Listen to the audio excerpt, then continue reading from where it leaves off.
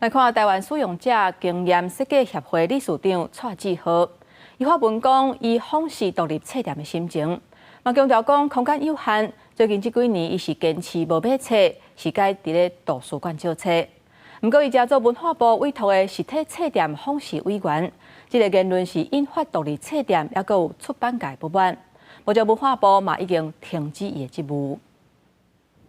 台湾使用者经验设计协会理事长蔡志豪一篇独立册店写甲完世滚令，讲到10年来访视独立册店心情，讲到因为所在有限，近年来坚持买册，对图书馆借册，也讲到现代册店上好角色是伫册店场所，毋是卖册。因为伊身兼文化部委托的实体册店访视委员，文化部也用批评，为安怎找买册人来访视？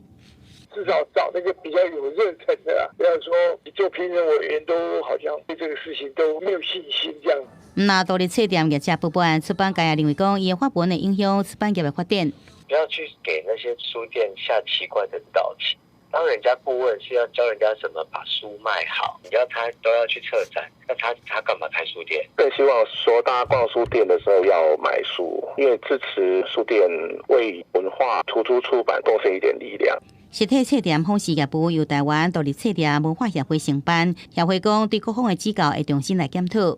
其实它是一个顾问，前业创新啊，对于使用的经验等等，有专长的顾问有实体的，在这个专长领域，我们当然就想办法再找新的人。他说他去图书馆借书哈，那我们就要问啊，整个出版产业如果都不在的话，他是要去图书馆借什么书呢？对开过独立册店的文教立委陈佩如对蔡志豪发文，希望文化部好好处理。记者经由管道得到蔡志豪回应，伊讲已经写配合独立册店文化协会朋友系系列，虽然暂时无接受采访，文化部是已经停止蔡志豪担任访视，也有相关审查委员的工作。